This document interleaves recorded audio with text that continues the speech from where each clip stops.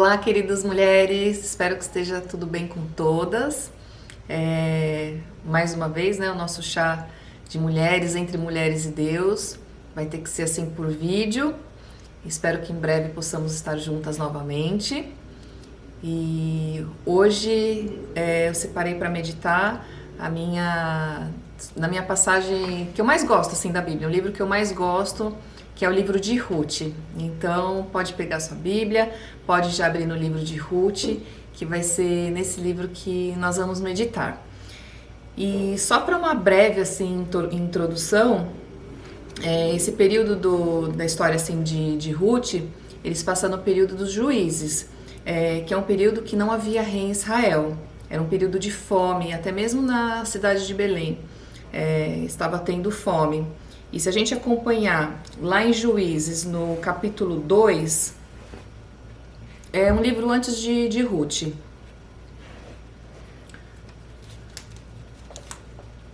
Juízes 2, no versículo 16 e 17, diz assim: Todavia o Senhor levantou juízes que os livraram da mão daqueles que os espoliavam, e ainda assim eles não quiseram dar ouvidos aos seus juízes. Porém, se prostituíram após outros deuses, e diante deles se inclinaram.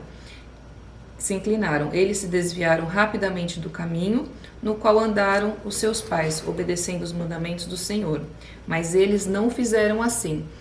Então, o período de fome é um período de provação, né, de dificuldade, e que mesmo assim o Senhor levantou juízes, mas que as pessoas não deram ouvidos, né? Então o Senhor levantou pessoas para livrar o povo, né, da mão daqueles que estavam extorquindo, daqueles que estavam roubando, mas mesmo assim o povo não deu, né, ouvidos e se desviaram rapidamente, né? Se desviaram rapidamente aqui também é bem interessante, se desviaram rapidamente do caminho do Senhor. E no capítulo 21, no verso 25 de Juízes também, então vamos lá, capítulo 21, o verso 25, fala assim: Naqueles dias não havia rei em Israel. Cada homem fazia aquilo que era certo aos seus próprios olhos.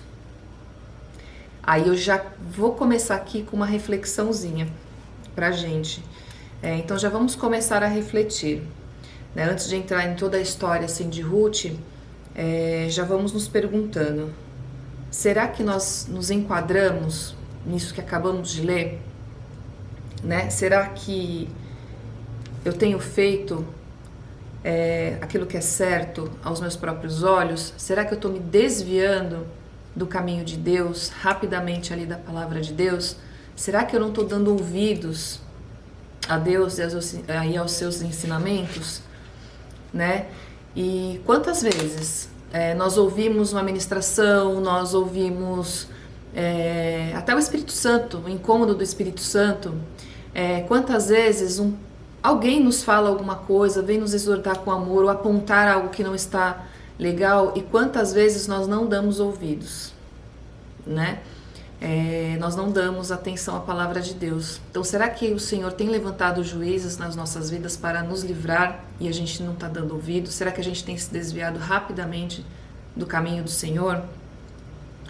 E para aquele que ainda não crê em Jesus, ou que não tem certeza ainda, aí tem uma outra reflexão. Quantas vezes você ouviu falar de Jesus e deu de ombros, não deu ouvidos, ou por associar a uma religião, ou algo que priva o homem, ou algo que limita o homem, o raciocínio, achar que é para os fracos, né? Achar que Jesus é uma religião e que limita a sua ação e o seu pensamento, né? Então, quantas vezes, né, por um julgamento ou por não querer ouvir o que realmente é, ou dar atenção à palavra de Deus, a gente acaba se desviando ou nem entrando nesse caminho de Jesus. E não é difícil no dia a dia a gente observar, seja na nossa vida ou seja à nossa volta, né, situação relacionada a não dar ouvidos a Deus e a sua palavra. É muito comum, e em coisas simples, né? A gente toma às vezes decisão sem consultar a Deus, né? Se aquela é a vontade dele, se aquilo realmente é para nós. Então é muito fácil a gente acabar caindo em certos enganos. E agora, entrando mesmo assim no livro de Ruth, nós vamos ler ali no capítulo 1 mesmo, o versículo 1 e 2.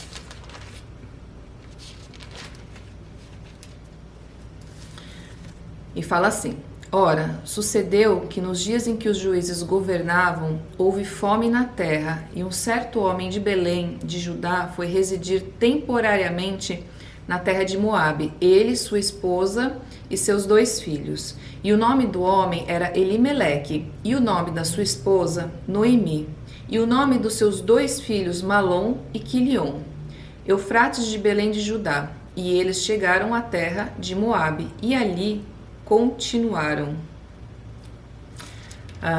Logo aqui nesse comecinho, a gente pode observar um indício já aponta, né? É um indício de falta de fé, falta de confiança no Senhor. Elimeleque, ele decidiu e foi temporariamente para Moabe, com sua família. Elimeleque fez o que era certo aos seus próprios olhos. Em nenhum momento fala aqui que Elimeleque consultou a Deus. Até porque Deus jamais falaria para Elimeleque morar numa terra pagã, E ele foi com sua família para esse lugar. E aqui fala que seria, no versículo 1 fala que seria temporariamente. E já no versículo 2 fala, eles chegaram à terra de Moabe e ali continuaram.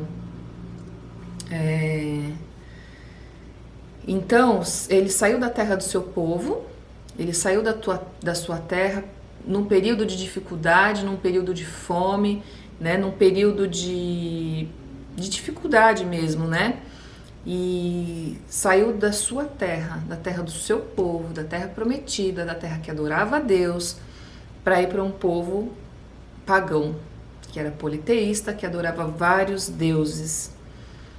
E esse desvio espiritual de Elimeleque, de falta de fé e de confiança, às vezes a gente não percebe as nossas atitudes, mas é um desvio espiritual. Então a falta de fé, a falta de confiança, ela se manifestou na emoção ali da dificuldade, do que eu vou fazer, muitas vezes do medo, do desespero, e acabou tomando uma decisão precipitada de sair da sua terra, da terra ali, que adorava a Deus, para ir para uma terra pagã. Então ele manifestou emocionalmente. Então o desvio espiritual se manifestou no emocional e na decisão da mudança de sair de sua terra. Então tem mais uma reflexão aqui. Será que diante das dificuldades nós permanecemos em Deus, na sua palavra, nas suas promessas, ou tentamos resolver do nosso jeito e desviamos dos ensinamentos do Senhor? O que será que nós fazemos, que nós fizemos até aqui, ou que nós temos feito quando passamos por dificuldades, assim como Elimeleque e sua família, assim como todo o povo de Israel estava passando? O que será que nós fazemos? Será que nós confiamos, temos fé e permanecemos? Ou será que acaba tendo um abalo na nossa fé, na nossa confiança em Deus, e que vai se manifestar numa decisão que não seria a decisão de Deus para as nossas vidas? Dando continuidade aqui na leitura, nos versículos de 3 até aqui, vamos ler o versículo 3 primeiro. E Elimeleque, marido de Noemi, faleceu, e ela foi deixada com seus 2 filhos. Então a família começou ali a passar por provação, passou por fome, situação difícil que todo o povo estava passando, e agora entrou a morte ali de Elimeleque. Elimeleque, o marido, o pai, o chefe ali da família, ele morreu. Agora, se a gente continuar a leitura, a gente vai perceber que mesmo diante de tantas provações, eles continuaram com o posicionamento de fazer aquilo que era certo aos seus próprios olhos. Porque se a gente ler aqui no versículo 4 e no 5, diz que os filhos tomaram para si das esposas de Moabe, eles se casaram com mulheres moabitas, o que era repudiado, que era proibido na época, porque misturar ali os povos e casar com o povo pagão, que poderia fazer com que eles se desviassem, né? Então era algo que não era aceito, naquela época não era aceito. E no versículo 5 fala, e Malom e Quilion também faleceram, e a mulher foi deixada sem os seus 2 filhos e seus 2 maridos. Então, mesmo diante de provação, eles continuaram com um posicionamento contrário aos ensinamentos do Senhor, contrário àquilo que o povo deles fazia ou vivia. Eles fizeram aqui, mais uma vez, aquilo que era certo aos seus próprios olhos, né? Eles se desviaram tão rapidamente, aquilo que era para ser temporário, eles foram continuando, e suas ações ali estavam continuando também sem a direção de Deus, né? Sem a direção sem eles estarem ali seguindo os ensinamentos e a palavra de Deus. E fazer aquilo que é certo aos nossos próprios olhos é quando nós não consultamos a Deus sobre as decisões a serem tomadas, é fazer aquilo que sabemos que está contrário, muitas vezes, à palavra de Deus. Em certos momentos é por pressa mesmo, sabe? Você quer tomar uma decisão, você nem consulta a Deus, você vai, faz e decide, até mesmo para pintar a cor de uma parede, enfim, várias decisões que a gente não pergunta se aquilo é para Deus ou não. E a gente vai e toma uma decisão, né? Então a gente não para consultar a Deus, a gente não para orar, nós não paramos para fazer com calma, para ver se aquilo é certo ou se é errado, mas muitas vezes também nós sabemos que aquilo é contrário à palavra de Deus. Nós sabemos que aquilo não está correto aos olhos do Senhor e decidimos fazer. E por que será que nós fazemos isso? E por que será que em alguns momentos nós desviamos, né? Ou existe o perigo de se desviar, né? Da palavra de Deus ali, dos ensinamentos, né? E às vezes é algo que pode ser momentâneo, mas esse momentâneo pode depois perdurar por longos anos, né? Por um longo tempo, porque é difícil enxergar. Quando a gente se desvia do caminho do Senhor, dificilmente a gente vai enxergar ou querer dar ouvidos, né, a juízes que são levantados por Deus para nos despertar, para nos ajudar. Às vezes a gente quer ficar preso naquilo que é errado, né? E por que será que a gente faz isso, né? E muitas vezes a gente acaba fazendo isso porque nós queremos, nós somos, o ser humano às vezes é imediatista, né? E muitas vezes agimos assim porque queremos respostas rápidas, resolução rápida, queremos que a resposta seja aquilo que a gente quer que aconteça, né? E aquilo que nos convém. E aí a gente passa por cima de Deus, passa acima da decisão de Deus, dos ensinamentos de Deus e daquilo que Deus tem para as nossas vidas, né? A gente não quer passar pelo deserto, a gente não quer passar pela fome, a gente não quer passar pela dor, a gente não quer passar pela perda, nem pela dificuldade, né? Hoje, quantas pessoas não estão com dificuldade por conta, né, da pandemia, por conta do coronavírus? Quantas pessoas que acreditam em Deus, que acreditam em Jesus Cristo, que são pessoas que realmente ali conhecem a palavra, né? Por que será que tem se desviado? Por que será que tem passado? Não querem passar por essa dificuldade? Por que não estão enxergando, né, essa dificuldade como um bem, né? Porque todo mal coopera para o bem daqueles que amam o Senhor. Porque Deus vai falar conosco na tribulação, Deus vai falar conosco na dificuldade. E Deus, ele não nos abandona, né? Então, só que a gente não quer parar para ouvir a Deus. A gente quer ou lamentar ou fazer do nosso jeito, ou conduzir, né, daquilo que melhor nos agrada ou nos convém. Então, muitas vezes é melhor você ficar ali reclamando da situação, ficar como um coitado, do que agir, do que orar, do que perseverar, do que ser forte, né? E isso é se desviar, né, de Deus, é se desviar da palavra de Deus. Parece que não, é uma sutileza, mas é uma falta de fé, é uma falta de confiança, né? E quem quer passar, né, por perda, por dor, quem quer passar pela dificuldade que hoje o mundo está vivendo? Ninguém esperou isso, né? Ninguém quer passar por isso. É triste ver tudo que tem acontecido. E às vezes a gente quer seguir pelo caminho mais fácil, né? O caminho mais fácil pode ser ficar triste, pode ser você falar, eu tô assim porque as coisas estão acontecendo dessa forma, porque tá difícil para todo mundo mesmo. Mas espera aí, e o seu Deus? E o nosso Deus? Ele falou que estaria conosco até a consumação dos séculos, que jamais estaríamos sozinhos, né? Ele falou que ele passou, né, por provação, que ele venceu o mundo, que nós venceríamos.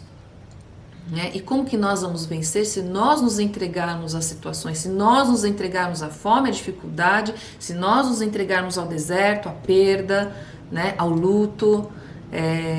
Como que a gente vai voltar? Será que a gente vai ficar um período curto nisso? Ou será que a gente consegue retornar? Né? Será que se a gente cair, a gente vai logo dar ouvidos? Será que a gente dá ouvidos a quem está tentando ali nos resgatar? Ou será que a gente prefere ficar ali nessa situação porque é mais cômoda? Ou agir de uma forma ilícita, né? Ou que não seria aquilo que Deus tem para nós porque é mais fácil, porque é o caminho mais fácil. E nem sempre o caminho mais fácil é aquilo que Deus tem para nós, e nem sempre o caminho mais fácil quer dizer que é o que é certo. E não quer dizer que o caminho mais fácil as coisas vão ser resolvidas, nem sempre.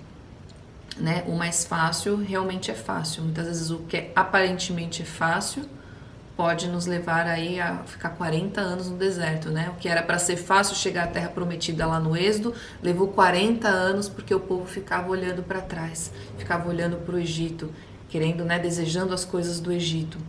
Então, precisamos prestar muita atenção nas sutilezas e nos nossos pensamentos e o que vai ser manifestado. Então, às vezes, um desvio espiritual pode manifestar algum desvio mesmo nas nossas decisões, no nosso emocional, fisicamente, naquilo que a gente vai decidir fazer. E voltando a ler, ao invés de ler Ruth, vamos ler Mateus 7, que até que fala essa questão do caminho, e eu tinha mesmo aqui separado. Mateus 7, 13 e 14.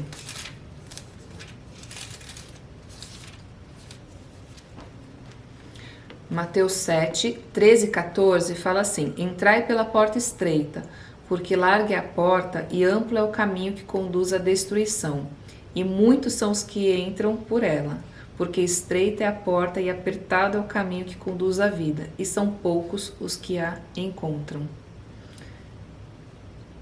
Ou seja, a porta é estreita, né? O caminho é apertado. Então não quer dizer que vai ser tudo fácil, que é para ser tudo fácil, e nem que o fácil vai ser o melhor, né? Aquilo que é largo, aquilo que é amplo pode nos levar à perdição. Aquilo que aparentemente vai facilitar a nossa vida, na verdade, vai dificultar a nossa vida, porque vai nos afastar dos caminhos, dos planos e do propósito do Senhor para as nossas vidas. Aí agora sim, era isso que eu tinha separado para a gente ler. Vamos voltar lá para Ruth, capítulo 1 ainda, o versículo 6, de 6 a 8. Ele fala que Noemi ouviu falar que o Senhor havia visitado o seu povo, dando-lhes pão, ou seja, o período de fome havia passado. E aí Noemi resolveu voltar para a sua terra. E quando fala esse voltar, Noemi resolveu voltar, nos traz o arrependimento, né? Assim como lá no comecinho, no versículo 1, apontou para um desvio ali do caminho do Senhor, né, para uma falta de fé e de confiança, aqui nos remete ali, nos aponta para o arrependimento, né, voltar para a sua terra, né, voltar para Deus. E glória a Deus, né, que existe o arrependimento, que Deus nos perdoa mediante ao arrependimento. E que Noemi, né, percebeu isso, ela ouviu falar, ela conseguiu ouvir aquilo que não ouviram antes e decidiram tomar um caminho. Dessa vez Noemi ouviu e decidiu voltar. Então aponta aí, nos ensina e nos aponta o arrependimento.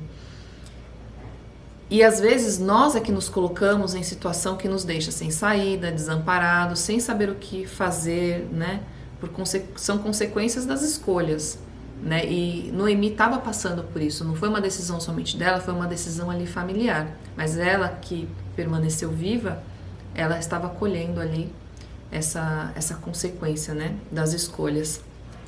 E o arrependimento é aquilo que nos faz voltar para Deus, nos faz voltar para o esconderijo, né, nos faz voltar ali para a nossa fortaleza, para a nossa habitação, para a nossa terra. É o lugar de onde nós nunca devemos sair, né, de onde ela nunca deveria ter saído, de onde nós nunca devemos sair, que é esse lugar de descanso no Senhor, né, é a habitação do Senhor.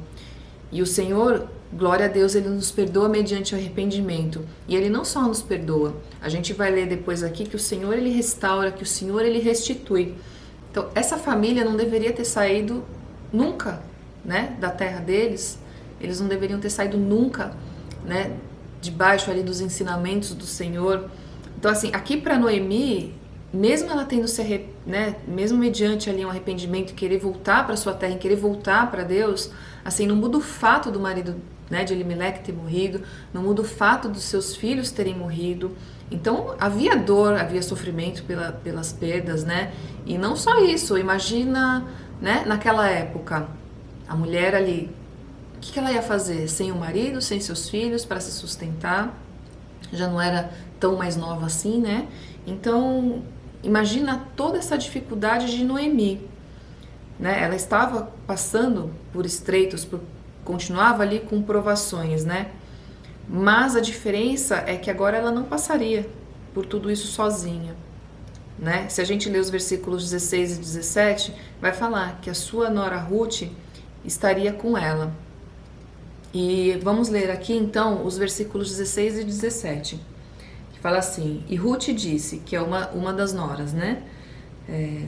Não me supliques para te deixar, ou para deixar de te seguir, pois para onde fores eu irei, e onde te alojares eu me alojarei.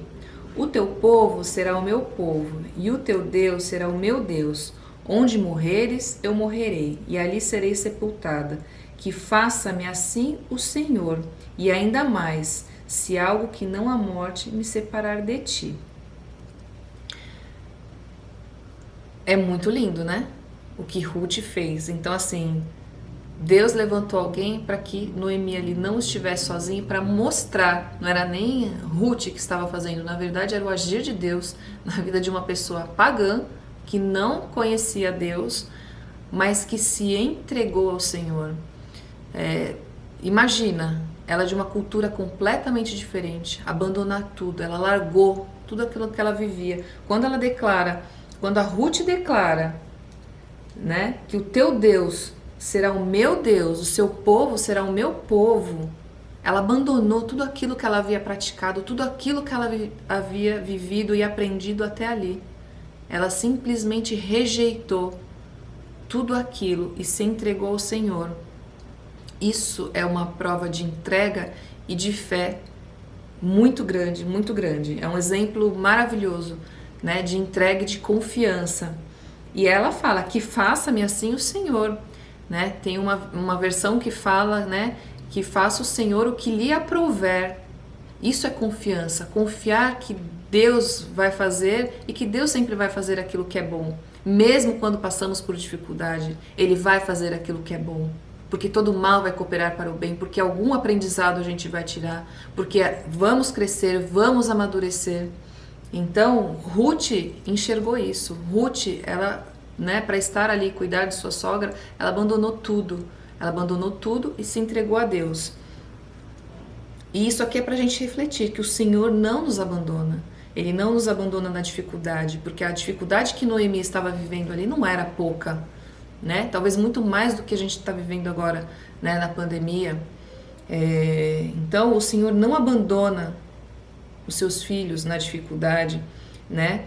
E não quer dizer ali que ela saiu, aquele momento de arrependimento, nossa, Noemi já tudo se transformou, né? Já acabou o sofrimento. Não, ainda teve esse período, né, de sofrimento. Só que a resposta ali rápida, a resolução rápida, a gente acha que Deus não está agindo, que Deus, né, Ele está ali nos abandonando. E na verdade Ele continua agindo, mesmo na provação. Mas será que nós estamos atentos para enxergar? Será que nós estamos ouvindo, né, o que Ele tem para nos ensinar, passando por esses estreitos, né? E agora a Noemi não estava mais sozinha. Ela tinha alguém ali do lado dela, né? E olha que tudo isso que nós estamos lendo é só o primeiro capítulo, né? Então, assim, e muitas vezes, se a gente parar para refletir, nós podemos passar, ou alguém, né, que está assistindo já passou, por momentos assim de queda, de estreitos, de provações, uma provação atrás da outra, né? Que você entra numa dificuldade, já está vivendo outra e outra e outra, outra. E se você não está firmado em Deus, você vai se afundando cada vez mais na dificuldade, você vai vendo Deus distante, você vai achar que Deus realmente te abandonou. E às vezes a queda é rápida demais. Então, se no capítulo 1, ali, né, nos primeiros versículos, a família de Noemi passou por tudo isso, quer dizer que foram os outros ali de restauração e de restituição, porque ela se arrependeu, havia passado o período de fome, então ela ia voltar para sua terra, e Deus levantou Ruth para que ela não estivesse sozinha, para que estivesse alguém ali ajudando, né? Então, às vezes, o período de estreito é muito rápido, mas o período de restituição, de restauração, não é rápido como nós queremos, né? Não é rápido, então muitas vezes a gente tem que prestar atenção para não cair numa outra dificuldade, escolher um outro caminho tortuoso que não seja o caminho de Deus, para querer ali resolver de forma rápida aquele estreito, né? E se os outros capítulos ali foram de restauração e restituição, então pode levar um tempo para a gente restaurar. Isso não pode ser motivo de desânimo, não pode ser motivo para nossa fé ser abalada, nossa confiança em Deus ser abalada. Pelo contrário, é tempo de permanecer firme na fé, é tempo de permanecer em oração, é tempo de perguntar para Deus ajuda, pedir ajuda a Deus para Ele poder guiar e direcionar, porque mesmo em meio à dificuldade, a gente pode passar por qualquer dificuldade. Você pode passar em sofrimento, você pode passar em paz, você pode passar com medo, mas você pode passar ali confiante de que Deus está com você e agindo com você. E Deus está conosco, né? Um dos nomes assim atribuídos a Deus é Emmanuel, que é Deus está conosco, né? E Jesus falou isso, né? Que jamais nos abandonaria, que Ele estaria conosco. Jamais te deixarei, jamais te abandonarei, né? Então Deus, Jesus, Ele falou que estaria conosco até a consumação dos séculos. E se é uma promessa, agarre-se a ela, pega essa promessa e guarda ela no teu coração. Não importa a dificuldade que você está passando, não importa o estreito, a provação que você está passando, você não precisa permanecer no lugar que não é teu, numa terra que não é sua. Você pode permanecer na dificuldade na sua terra, confiando que o seu Deus é quem vai mover por você, é quem vai prover por você, é quem vai se restaurar, é quem vai restituir. Isso é confiar, isso é ter fé.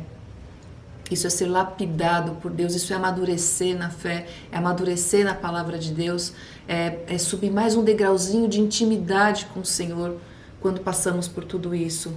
E o que, né, que é lindo nesse versículo 16 e 17 é que a Ruth percebeu isso. Ela falou, né, o teu Deus é o meu Deus, onde morrer eu morrerei. Ela não estava pensando em voltar.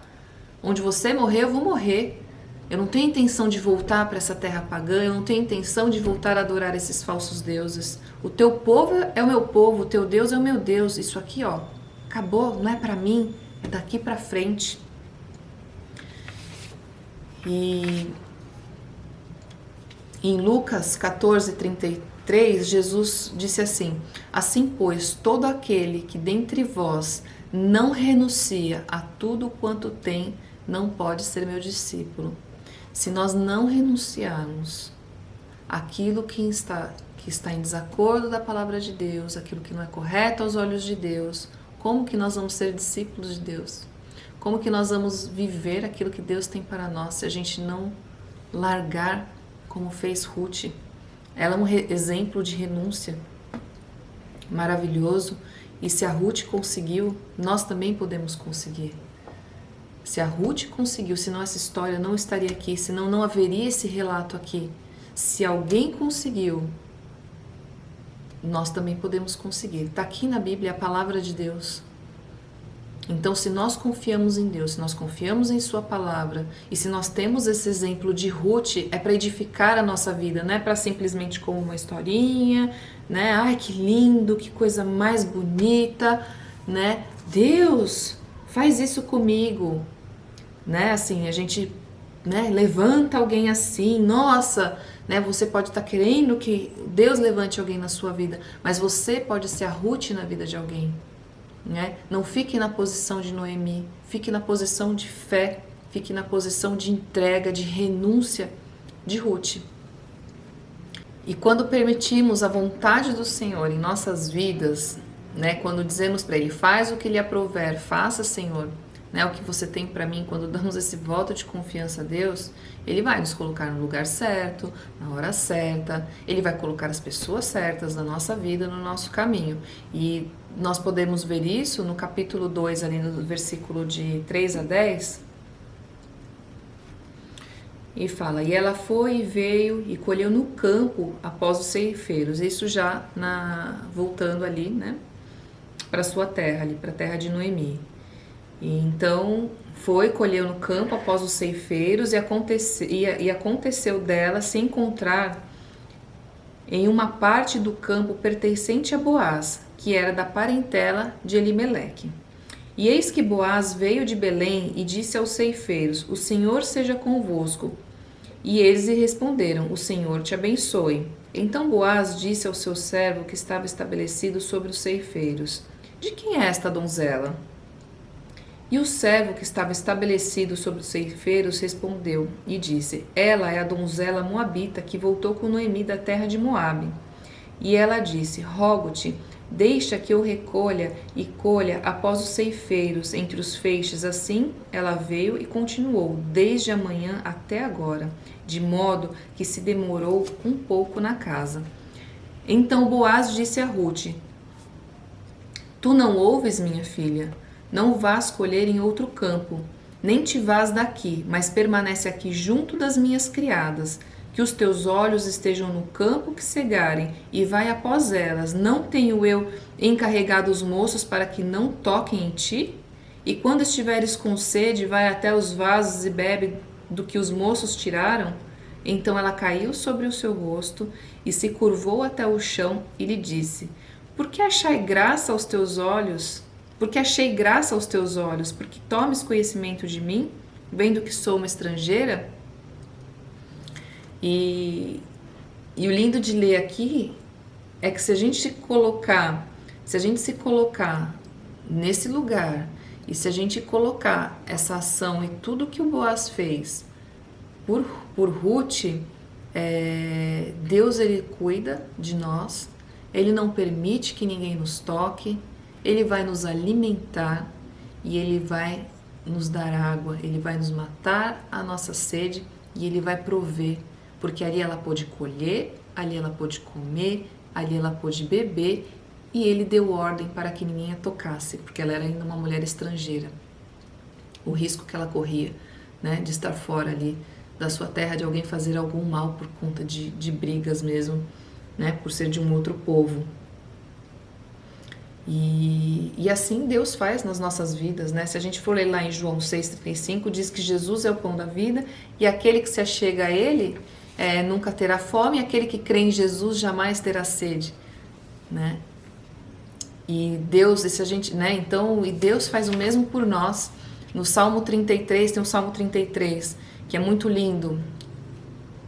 Vamos dar uma lidinha lá? É o Salmo 33, do 18 ao 22.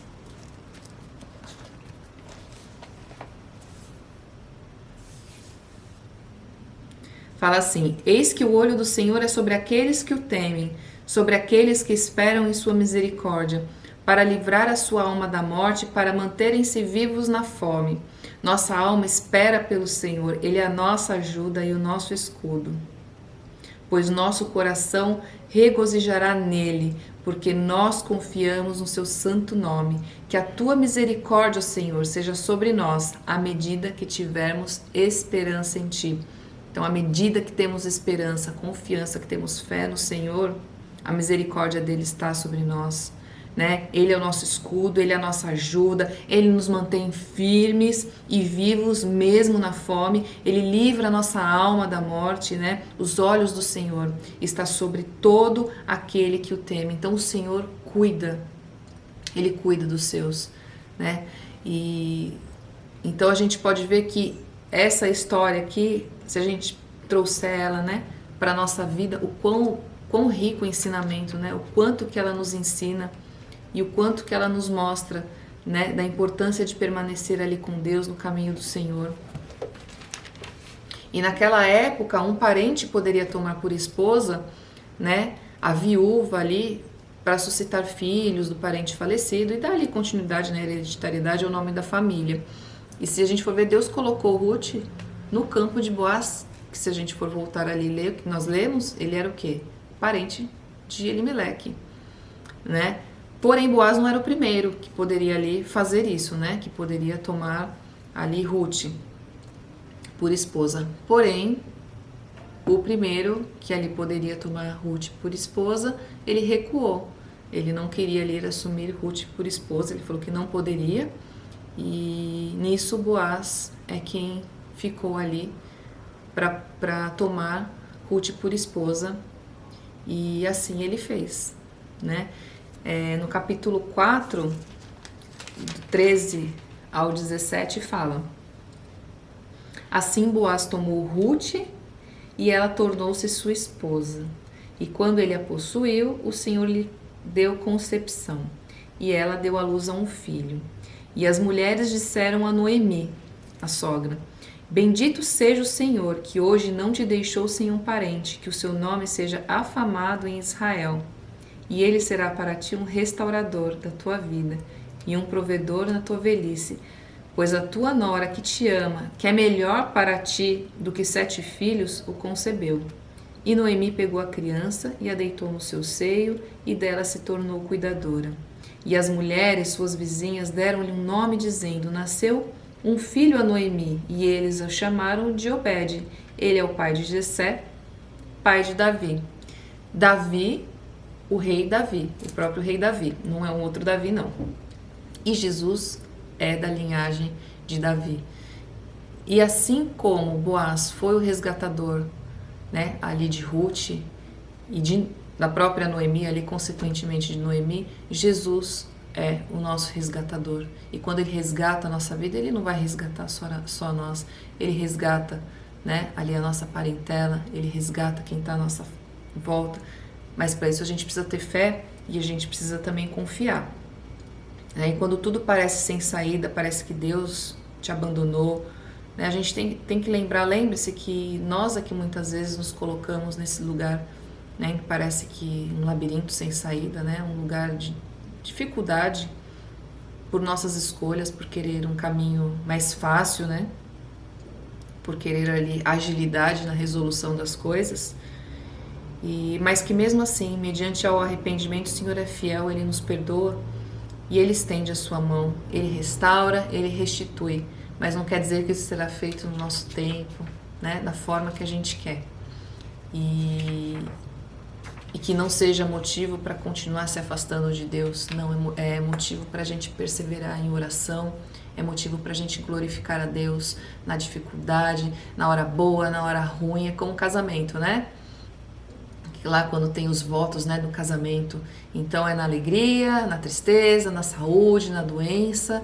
Então é em toda e qualquer situação que os nossos olhos estejam fixos no autor e consumador da nossa fé, que é Jesus Cristo, que a gente possa glorificar ao Senhor na fartura. Tudo posso naquele que me fortalece. O tudo é a fartura, é a falta, né, em toda situação, que a gente possa glorificar e confiar no Senhor, né?